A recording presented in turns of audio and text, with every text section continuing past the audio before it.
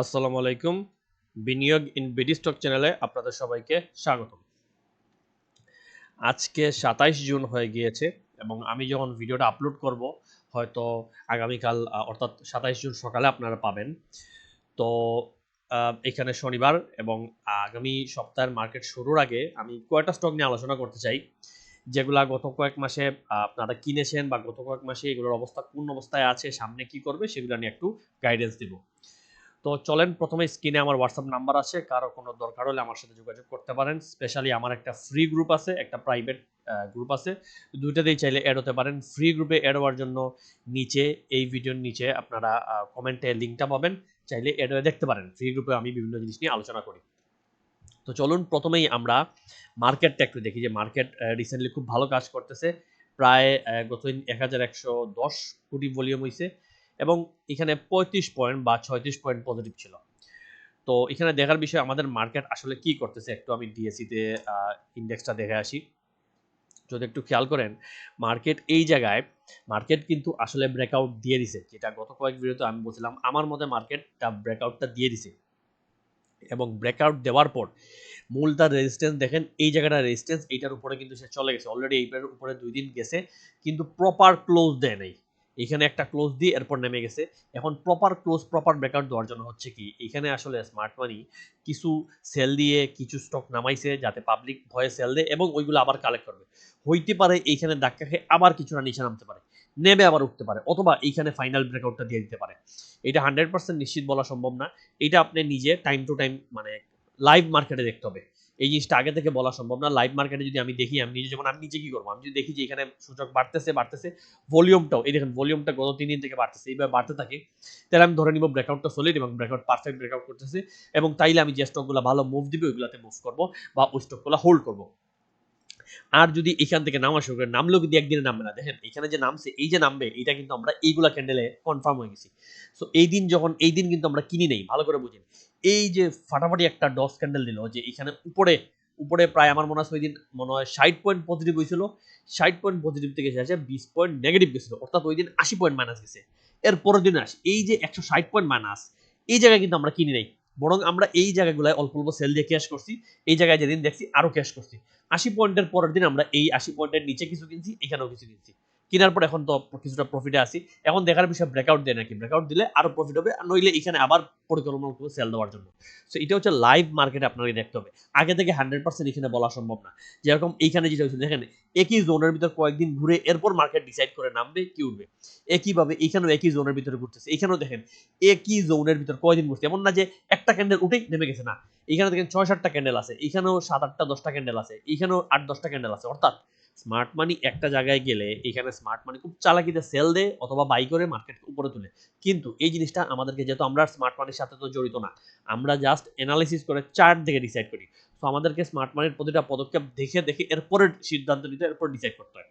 তো এখানেও সেম যেটা বলছি ওইটা আপনারা খেয়াল রাখবেন। এখন দেখার বিষয় হচ্ছে কয়েকটা স্টক নিয়ে আমি আপনাদের সাথে আলোচনা করি। প্রথমে আলোচনা করব বিবিএস নিয়ে। বিবিএস দেখেন এটা এপ্রিল মাসের স্টক ছিল এবং এপ্রিল মাসেই আমরা ১২ টাকায় কিনে ১৩ টাকায় সেল দেওয়ার জন্য বলছিলাম। মাত্র ১ টাকা প্রফিট, কিন্তু ১ টাকা ছিল প্রায় ৮-১০% এর মতো প্রফিট এবং বলা ছিল এর পরের টার্গেট ১৪ পর্যন্ত মিনিমাম যাবে। এবং এটা আসলে কিনছিলাম আমরা এই জায়গায়, এই যে এপ্রিলের আমার সম্ভবত মনে হয় ৭-৮ এপ্রিল এই জায়গায়, এবং আমরা ১৫-১৬ এপ্রিল সেল দিয়ে বের হয়ে গেছি। এবং এখানে কেন সেল দেওয়ার কথা ছিল, কারণ এখানে দেখেন ১২ টাকায় যদি আপনি হিসাব করেন, ১২ তে কিনে ১৩ এই জায়গায় প্রায় 10% প্রফিট। ১৩ হইলে 10% প্রফিট। সো আমাদের টার্গেট ছিল দেখেন, প্রফিট আমরা প্রতি মাসে 10% চাই, তাই না? এখন একটা স্টক ২ মাস আমি বসতে রাজি যদি ২ মাসে প্রফিট 20% দেয়, তাই না? ১০ লাখের 20% কত? ২ lakh. Very good.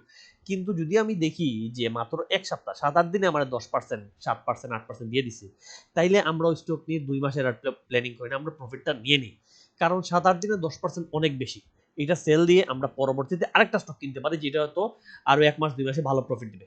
So BBS এর ক্ষেত্রে যখন আমরা দেখছিলাম, আমরা কিন্তু এখানে এই ক্যান্ডেলে প্রফিট নিয়ে নিছিলাম এবং এরপর সত্যি এই ক্যান্ডেলে আমি বুঝছিলাম যে মার্কেট নামবে, স্টক নামবে, এবং সত্যিই নামছে। এবং নামার পরে সেটা আবার পরবর্তীতে উঠবে এটাও জানতাম, কিন্তু কবে কোন জায়গা থেকে মানে উঠা শুরু করবে এবং পরবর্তী কত ধাপ যাবে এটা আর তখন মানে প্ল্যানিং করতে পারিনি। সো এরপর আর বিবিএস কিনিনি। সো বিবিএস এর ক্ষেত্রে দেখেন এখানে একটা প্রফিট, এটা হচ্ছে এপ্রিল মাসের স্টক এবং এপ্রিল মাসের স্টক, এটা হচ্ছে প্রথম স্টক ছিল, 10% প্রফিট নিয়ে বের হয়েছি। এবং বিবিএস এর ক্ষেত্রে যদি আপনি আমাকে জিজ্ঞেস করেন, তাহলে আমি বলবো বিবিএস কিন্তু রিসেন্টলি এই জায়গাটা ব্রেকআউট দিছে এবং এই যে 1380 1350 বলা ছিল এটা যদি ব্রেকআউট দেয় তাহলে বিবিএস এর গন্তব্য কিন্তু এই যে 16-17 দিকে চলে আসবে ইজিলি, যেটা অলরেডি চলে আসছে এইখানে। এখন দেখার বিষয় এই জায়গাটাও কি ব্রেকআউট দেয়। যদি 17 টাকার উপরে যাইতে পারে, ভালো করে বুঝেন 17 টাকার উপরে যাইতে পারে এবং যাওয়ার সম্ভাবনা খুব বেশি, তাহলে কিন্তু বিবিএস এইখানে 21-22 পর্যন্ত চলে যেতে পারে।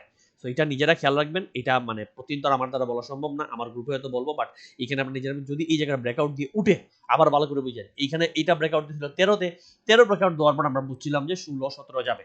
এখন যদি 17 ব্রেকআউট দেয় তাহলে আমরা আবার ধরতে পারি এটা 21-22 যাবে। তো এটা এখান থেকে নিজেরা খেয়াল রাখবেন।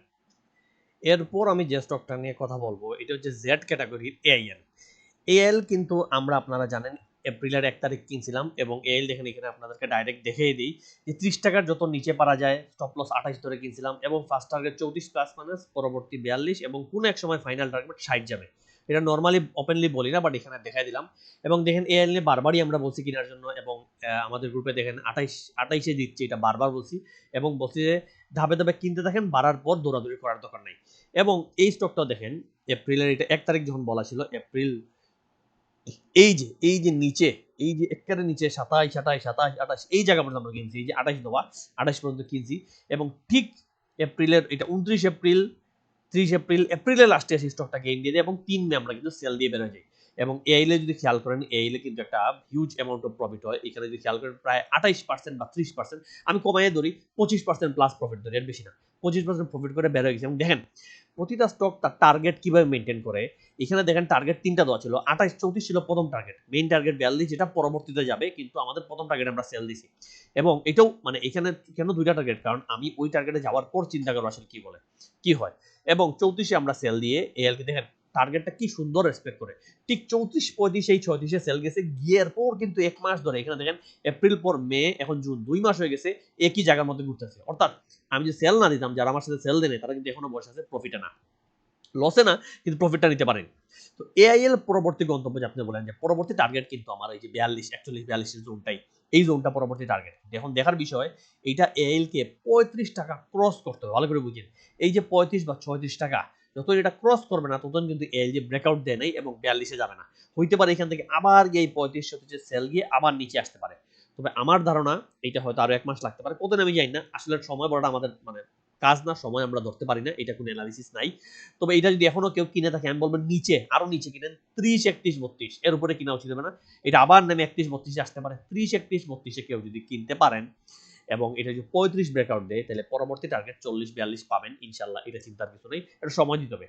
আর মূল টার্গেট যেটা দেখালাম 60, ওই 60টা পাইতে হলে এটা বছরের কোন এক সময় হয়তো হবে এই বছরের লাস্টে বা পরবর্তী বছরে, কিন্তু 60 পর্যন্ত এআইএল আজব কালক যাবে, যেটা আমার মনে হয়, এটা আমার অ্যানালিসিস বলে, এটা আমার পার্সোনাল বিশ্বাস। আমি এখন আপনাদেরকে মানে তার সবকিছু এখানে বলতেও পারবো না, সবকিছু বোঝানো সম্ভব না, তবে আমার বিশ্বাস। তবে সমস্যা হচ্ছে এখন আপনি তো বললেন তাইলে ভাই আপনি কেন এএল কিনে বসে আর থাকেন না, বা আপনার সবকিছু বিক্রি করে এএল কেন কিনেন না। বাস্তবতা হচ্ছে যে এই স্টকটা অ্যানালিসিস জিনিসটা হচ্ছে সম্ভাবনা, আমার কাছে সম্ভাবনা আছে, কিন্তু আমি যেহেতু 100% নিশ্চিত না, তাই আমি আগে থেকে কিনে বসে থাকবো না, আমি কিছু কনফার্মেশনের জন্য অপেক্ষা করবো। কনফার্মেশন কি, যখন 35 ব্রেকআউট দেবে দেখবেন আমি এএল এ চলে আসছি, তখন হয়তো আমি 35 ব্রেকআউট দেওয়ার পর আমি এএল এ ঢুকছি, ঢুকে হয়তো 40 পর্যন্ত গিয়ে আমি আবার সেল দিয়ে বেরো যাবো।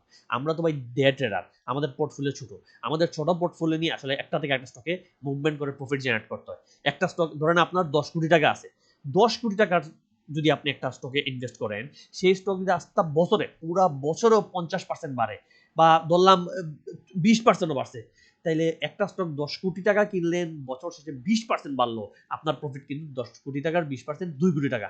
এবং 2 কোটি টাকা সম্পূর্ণ বছরে কিন্তু আমাদের মতো সাধারণ মানুষের অনেক বেশি, তাই না? আপনি কোনো চাকরি বাকরি কোন কাজ করে আপনি বছরে 2 কোটি টাকা পাবেন, চিন্তা করে দেখেন। তাহলে সেই অনুযায়ী 2 কোটি কিন্তু অনেক বেশি। কিন্তু যার পোর্টফোলিও হইলই কি 10 লাখ 5 লাখ 7 লাখ 8 লাখ, তো আমাদের মতো মানুষের জন্য আমাদের কি করতে হয়, কি নিয়মিত সুইচিং, একটা স্টক কিনছি 10%, এক মাসে 10 দিনে 10% দিছে, বের হয়ে যাও, এরপর আরেকটা কিনো, এক মাসে 20% দিছে, ভেরি গুড, বের হয়ে যাও, আরেকটা কিনো, এইভাবে সুইচিং করে, কারণ আমরা মানে নিয়মিত মুভমেন্টে থাকতে যাই, এটা হচ্ছে আলাদা জিনিস।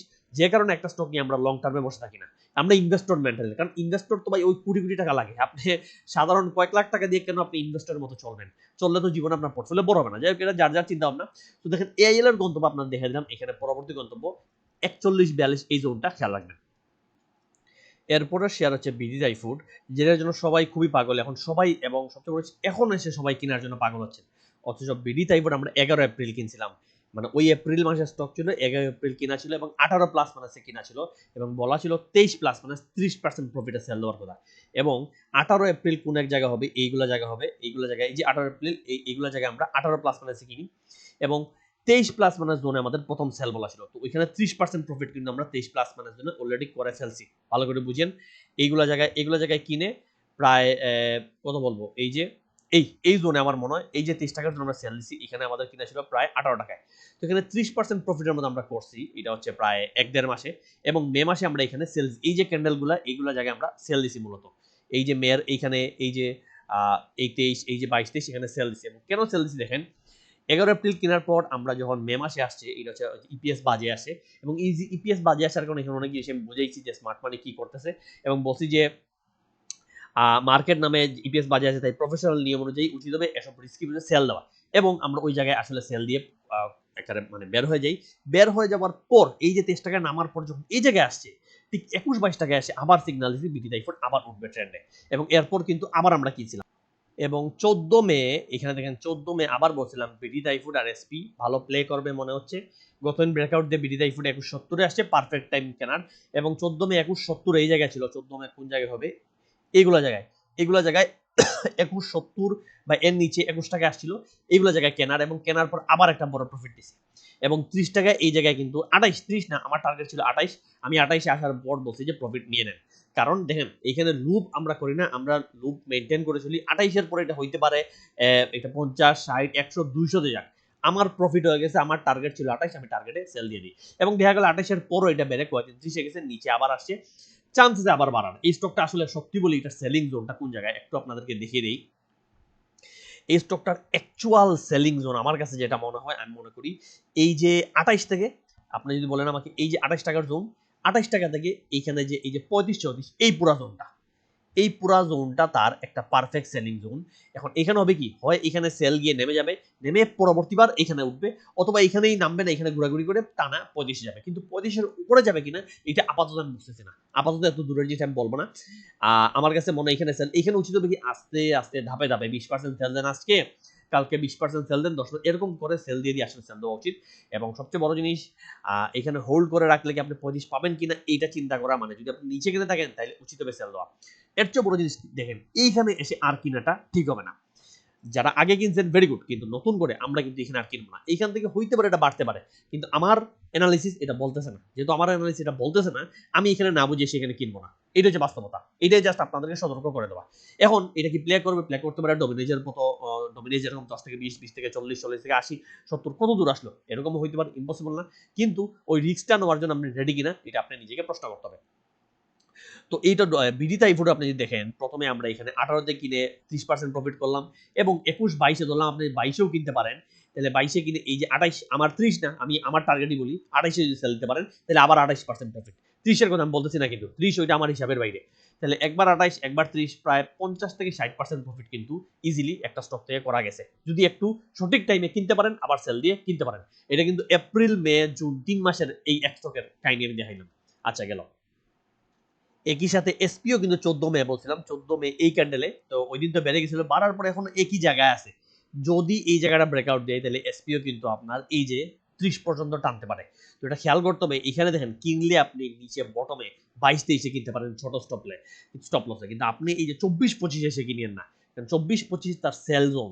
এইখানে যদি এসে সেল যায় আপনি কিন্তু ধরা, কিন্তু 22-23 এই জায়গায় এসে সেল যায় তাহলে নামলে আপনি নিজেও সেল দিয়ে বের হয়ে যেতে পারবেন। আপনি জানেন যে এটা হচ্ছে সর্বনিম্ন জায়গা। স্টপ লস আপনি এই যে 21 টাকা 70, এটা হচ্ছে স্টপ লস ধরে কিনতে পারেন, খেয়াল রাখবেন। এরপরে এপ্রিল মাসের স্টক ছিল একটা আরামিট। এখন দেখেন আরামিট কি অনেকে জানতে চাইছেন, এর জন্য কথাটা বলতেছি। আরামিট আমরা এই যে দেখেন সুন্দর করে আমি চার্ট এঁকে দিয়েছিলাম যে 18 এপ্রিল আমরা 167 স্টপ লসে আরামিট কিনছিলাম। এবং সবচেয়ে হাস্যকর বা অবাক জিনিস হচ্ছে এই যে 167 স্টপ লস আমরা 18 এপ্রিল দেই, এইটার নিচে একদিনও স্টকটা যায়নি। আপনি 167 টাকা দেখেন, স্টকটা কিন্তু বাজে নিউজ ছিল, এর জন্য আমরা বের হয়ে গেছি। বারে বারে ওদের বোর্ড মিটিং পোস্টপোন করছিল, এর জন্য বের হয়ে গেছি। কিন্তু এখানে 167 হচ্ছে এই জায়গাটা, এই জায়গাটা, এই যে লাইন, এই যে আমার লাইন, এই লাইনটা হচ্ছে 167 এবং এর নিচে স্টকটা দেখেন একদিনও যায়নি। এই জায়গাটায় স্মার্ট মানি অ্যাকুমুলেশন করছে, এই জায়গাটা স্মার্ট মানি যে বোর্ড মিটিং বারবার পোস্টপোন হচ্ছে, ইপিএস দিচ্ছে না, এই ভয় দেখিয়ে পাবলিককে বের করছে, আমরা বের হয়ে গেছি। এখানে আমার ক্রেডিট নেই, সত্যি কথা বলতেছি। আমি নিজেও বের হয়ে গেছি, আমার গ্রুপে বসি, ভাই আমার কাছে ভয় মনে হচ্ছে, রিস্ক মনে হচ্ছে, বের হয়ে যান। এবং আমরা বের হয়ে যাবার পর দেখেন কপাল খারাপ, কিছু করার নেই, আমরা বের হয়ে যাওয়ার পর আমরা কিনা দামেই বের হয়ে গেছি, বের হয়ে যাওয়ার পরে টান দিয়ে স্টকটা উঠলো এখানে, উঠে এখানে ঘোরাফেরা করে কয়দিন উপরে উঠে আবার নামছে, নেমে কিন্তু এখন এখানে। অর্থাৎ এই স্টকটা যদি কেউ কিনে থাকেন, যেমন আমার গ্রুপের কয়জন কিনে এখনো বসে আছেন, আমি বের হয়ে গেছি, সত্যি কথা অনেকেই বের হয়ে গেছেন, কিন্তু কেউ কেউ যারা আমি বলার পরও বের হন নাই তারা কিনে বসে আছেন। এবং তারা যদি দেখেন এই যে 18 এপ্রিল যদি আপনি কিনে থাকেন, এই যে 18 এপ্রিল এইগুলো জায়গায়, তাহলে হ্যাঁ হয়তো আমার এখানে লাগছে প্রায় 2 মাসের উপরে। এই দেখেন 66 দিন 66 ডেজ, এইখানে আমার 2 মাসের উপরে লাগছে, ভেরি গুড। কিন্তু 2 মাসও কিন্তু 20% প্রফিট কিন্তু কম দেয় নাই। এবং টার্গেট আরামিটার ছিল জানেন কোথায়? আরামিটার টার্গেট কিন্তু 220, মূল টার্গেট এখন তো 207, আমাদের টার্গেট ছিল এই যে 220, এই 220 এর টার্গেট আমরা গেছিলাম। সো এটাও যদি কেউ এখানে হোল্ড করে রাখেন, আমি বলবো আপনি 220 পর্যন্ত অপেক্ষা করে দেখতে পারেন। প্রমাণ হিসেবে এটা 18 এপ্রিলের স্ক্রিনশটটা দেখিয়ে ফেললাম, কারণ আমি চাই না কি আমার বলেন যে ভাই এগুলো আপনি মিথ্যা বলছেন। অ্যাকচুয়ালি সত্য জিনিসই আপনার কাছে দেখাই, প্রফিট করলেও সত্য, লস করলেও সত্যটা দেখাই। তো আরামিট দেখেন এখানে 176 প্লাস মাইনাসে কিনছি, স্টপ লস 7 নিচে যায় নাই, টার্গেট প্রথমে 196 যেটা ক্রস করলে 220 ছিল, এবং 220 আমাদের বর্তমান ফাইনাল টার্গেট। এরপরে সেটা পরে দেখা যাবে 25% প্রফিট হবে যদি 220 যায়, আর এখনো 20% আছে। যাক, এরপরে স্টক হচ্ছে পরবর্তী যে স্টক, সেটা হচ্ছে দেশবন্ধু। দেশবন্ধু দেখেন 8 এপ্রিল আমরা কিনছিলাম 1670-এ, এবং এখানে 1960-এ প্রফিট বলা ছিল, এবং 17% 18% প্রফিট ছিল। এবং দেশবন্ধু দেখেন এই যে 8 এপ্রিল এই জায়গায় এইগুলা এইখানে দেওয়ার পরই সাথে সাথে বাড়ে, এবং এইখান দিয়ে কিনে এইখানে ফার্স্ট টার্গেট ছিল 1950 প্লাস, মানে এটা কত ছিল দেখি তো, 1960। তো এখানে যায় দেশবন্ধু প্রায় 1930-এ, বলা ছিল কিছু সেল দিতে, আবার এখানে নেমে আবার এখানে যায়। আসলে এখানেই আমি প্রথমে সেল দিয়ে দিছি, কারণ আমার দেখেন কম সময় যদি একটা স্টক প্রফিট দিয়ে দেয় বের হয়ে যায়, একটা স্টক প্রফিট না দিলে আমি বসে থাকি। কিন্তু দেখেন এখান থেকে যদি আমি স্টকটা নিয়ে এখানে বসে থাকি, আমার 14-15 দিনে এখানে দিয়ে দিয়েছি 18% 20%, আমার লস কি? 14 দিনে 15 দিনে 18-20% দিয়ে আমার জন্য অনেক বেশি। আমি সেল দিয়ে বের হয়ে গেছি। এরপর অনেকে সেল দেয় নাই, নামার পর আবার বলেছিল এখানে সেল দেন। এখন দুইবার স্টকটা কিন্তু এই জায়গায় সেল গেছে, গিয়ে নামছে। এখন নামার পরও দেখেন এরপর টান দিয়ে এখন কিন্তু 21-22-এ। এবং এখন যদি কেউ হোল্ড করেন, আমি বলবো পরবর্তী টার্গেট এই যে 24, এটা হচ্ছে বড় সেলিং জোন, এখানে কিন্তু 24-25-এ সেল যাবে। এখন প্রশ্ন হচ্ছে দেখেন অনেকে বলেন যে ভাই আপনারা গ্রুপে স্টক দেন, চান যে আমরা কিনে আপনারা বের হয়ে যাবেন, বাটপারি করবেন আমাদের সাথে, এই যে হ্যান ত্যান অনেক কাহিনী আমাদের বলেন আপনারা। বাট বাস্তবতা দেখেন এই স্টকটা আমি সেল দেওয়ার পরও কিন্তু বাড়ছে। অর্থাৎ আমার স্টকের উপর কোনো কন্ট্রোল নাই, আমি এখানেও সেল দিছি, আমি এখানে এরপরও কিন্তু স্টকটা বাড়ছে। এখন প্রশ্ন হচ্ছে আমার যে টার্গেট, আমি টার্গেট নিয়ে নিছি, আমি আমার প্রফিট করে ফেলছি, সেল দিয়ে অন্য একটা স্টকে গিয়ে আবার ওইটাতেও আমি হয়তো প্রফিট নেওয়ার চেষ্টা করতেছি। আপনি যদি হোল্ড করেন ভেরি গুড, আপনি অনেক ভালো মানুষ, আপনি হোল্ড করতে পারছেন। কিন্তু এই যে বেকার দোষগুলো দেন, আপনারা অনেকেই আমাদেরকে মানে মার্কেটে আমাদেরকে শত্রু পাবেন। অথচ দেখেন আমি সেল দেওয়ার পরও, আমার গ্রুপের অনেকে সেল দেওয়ার পরও কিন্তু স্টকটা ঠিকই বাড়ছে। অর্থাৎ এখানে আমাদের কোনো মানে কাজই নাই, আমাদের কোনো হস্তক্ষেপ নাই। আমাদের কাজ হচ্ছে মার্কেট যারা মেক করে, মার্কেট মেকার যারা মার্কেট চালায়, তারা কি করতেছে সেটা ধরা এবং তাদের সাথে সাথে চলা। তারা ট্রেন চালায়, জিনিসটা বুঝেন, তারা ট্রেনের চালক, তারা ট্রেন চালাচ্ছে। আমরা যা সঠিক সময়ে ট্রেনে উঠে যাই, আবার যে কোনো একটা সেফ জোনে ট্রেন থেকে নেমে যাই। বাকি ট্রেনটা ওরাই চালায়, ওরা কোন কথা থেকে ট্রেন শুরু হবে এটা জানে, কোথায় গিয়ে শেষ হবে এটা ওরাই জানে। আমাদের টার্গেট হচ্ছে কোথায় শুরু করবে বা কোন স্টেশনে উঠা যায়, ওইরকম একটা জিনিস সেট করে উঠে যাওয়া, এবং কোন একটা স্টেশন ভালো স্টেশনে নেমে যাওয়া, বা কোন জায়গায় গন্তব্য শেষ ওইরকম জায়গায় নেমে যাওয়া। একটু যদি লেট করে তাহলে এই ট্রেনটা হয়তো আরেকটা জায়গায় গিয়ে সংঘর্ষ করে নষ্ট হয়ে যাবে, আমরা তো লস করবো। এই লসটা না করার জন্যই আমরা অ্যানালাইসিস কাজে লাগাই। আচ্ছা, এপ্রিল মাসে ফান্ডামেন্টাল আরেকটা ভালো স্টক দেওয়া ছিল, এটাও আপনারা অনেকে জিজ্ঞেস করতেন ভাই এটার আপডেট দেন। তো দেখাই আমি এপ্রিল মাসে এটা আর্গন ডেনিম আমাদের কেনা হয়েছিল 1680, এবং ফার্স্ট টার্গেট 19-এ আমরা সেল দিয়ে দিছি। মেইন টার্গেট 25, এটা অনেক দূরের টার্গেট, 1 বছরের মধ্যে হইতে পারে, এটা আপাতত আশা করতেছি না। কেউ যদি বড় পোর্টফোলিও, সে চাইলে এখানে মানে এটা বাই সেল করতে পারে, 19-এ সেল যাবে, আবার 17-তে নামবে, আবার বাই করবেন, আবার 22-এ সেল যাবে, ওইরকম। তো সেই হিসেবে দেখেন 18 এপ্রিল যদি আর্গন ডেনিম আপনি কিনে থাকেন, 18 এপ্রিল এই যে জায়গায় আমরা দেখি, তো এই জায়গাগুলো আমার সম্ভবত মনে হয় 18 এপ্রিল এই জায়গাগুলো আমরা কিনছিলাম প্রায় 17 টাকার সামথিং, 1760 এরকম সামথিং। এবং এখানে কিনে বলা ছিল 19-এ গেলে সেল দিতে, এবং 19-এ কিন্তু যায়। দেখেন এখানে 11% প্রফিট কিন্তু দিয়ে দিছে। 19-এ গিয়ে প্রথম সেল বলা ছিল, এবং নামলে আবার কি বলা ছিল কিনতে পারেন, এই যে 1780 এই জায়গায় বলছি আমার আবার কিনতে। আবার যদি কিনে কেউ হোল্ড করে, তাহলে বর্তমান তার টার্গেট হচ্ছে এই যে 22, 20, 21, 22, বুঝছেন? 20 অলরেডি এইখানে দেখেন, অলরেডি কিন্তু সে প্রায় 20-30 টাচ করে আসছে। 20 টাকা থেকে 22 টাকা মূল টার্গেট। এই যে 20 টাকা থেকে 22, এখানে সেল দিবেন কিভাবে? আপনি 20 টাকায় আসছে, আপনি 20% সেল দেন, আবার 21 টাকা গেছে 20% সেল দেন, আবার নেমে 20 টাকা আসছে 20% সেল দেন। এইভাবে আপনি 20%, 10%, 5% করে সেল দিবে। যদি দেখেন আপনার দেখা গেল 50% সেল দিছে, এমন সময় হল্ট হয়ে 23-24 চলে গেছে, তাহলে সেল দিয়ে না, হোল্ড করেন 2 দিন। এইভাবে ধাপে ধাপে প্রফিটটা নিতে হবে, এবং প্রফিট নেওয়ার মানে এখান থেকে 20% প্রফিট তো আপনি পেয়ে গেছেন। এই প্রফিটটা দেখেন এইখানে কিন্তু ঠিকই সেল গেছে। আমাদের টার্গেটগুলো স্টক কিভাবে মেইনটেইন করে দেখেন, আপনি যদি জানেন 19 প্লাসে সেল যাবে, আপনি 19-20 এ সেল দেন।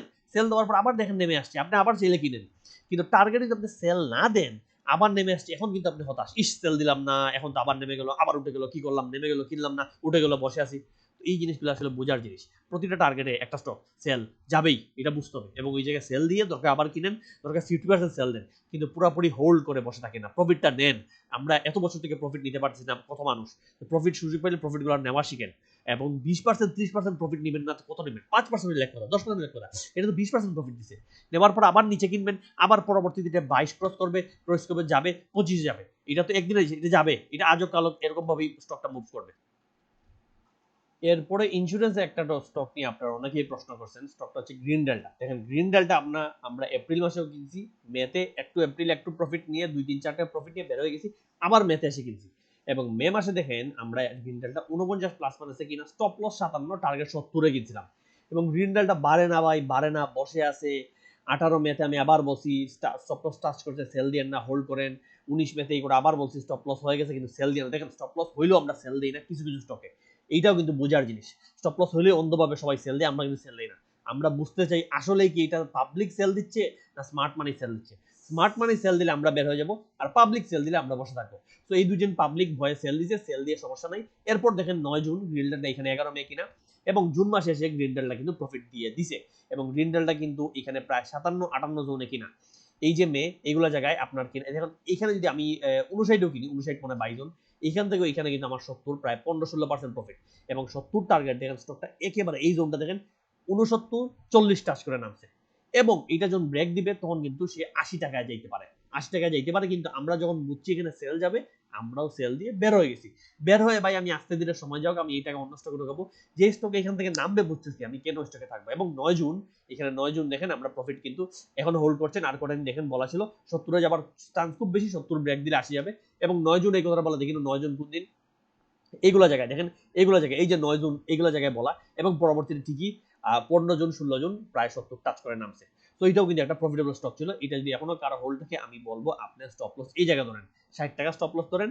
এবং উপরে যদি সে এইটা 70 ব্রেকআউট দেয়, তাহলে 80 প্রফিট পাবেন, 80 পর্যন্ত হোল্ড করবেন।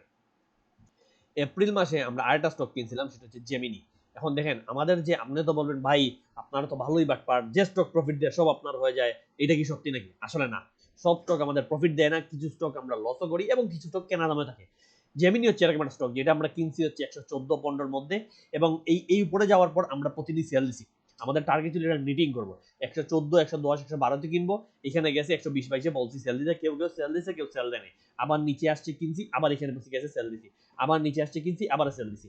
এবং এই সেল দেওয়ার পরে এইগুলো জায়গায়, স্পেশালি এইগুলো জায়গায় আমি বের হয়ে গেছি, আমার গ্রুপের অনেকে এইগুলো জায়গায় বের হয়ে গেছে। এই স্টকটা দেখেন এই বক্সের মধ্যে এখন আটকা, কতদিন আটকাবে আমি জানি না।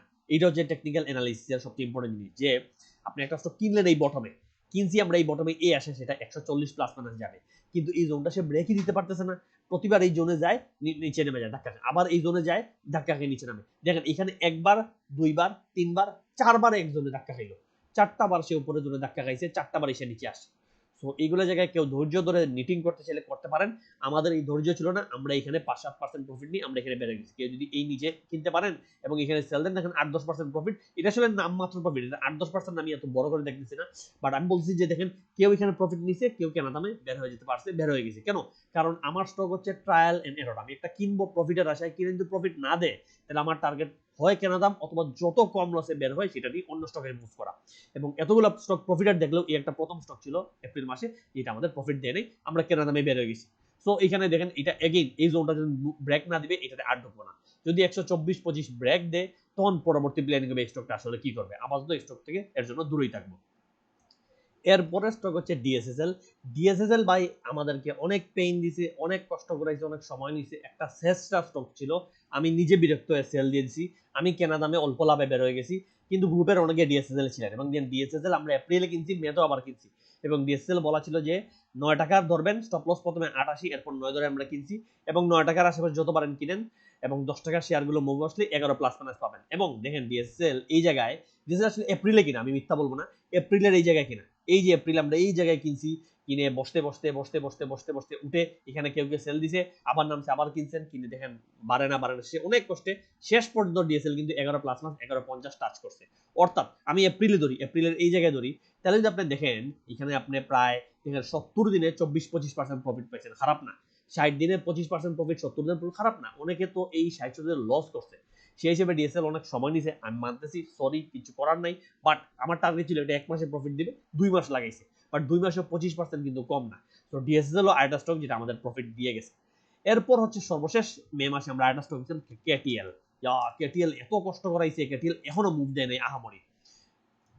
এপ্রিল মাসে সর্বশেষ আমরা কিনি কেটিএল, এবং কেটিএল দেখেন আমরা এই জোনে, এই জোনগুলো মেনা, এই যে এপ্রিলের এই জোনগুলাই কিনি, এবং 9 টাকা আশেপাশে 9.50 এগুলো জায়গায় বলা ছিল কিনা, এবং শেষ পর্যন্ত কেটিএল ও শেষটা আমি করতে করতে এই জায়গায় এসে 14-15% প্রফিট দিল, যেটা আসলে প্রফিটের জাতি না।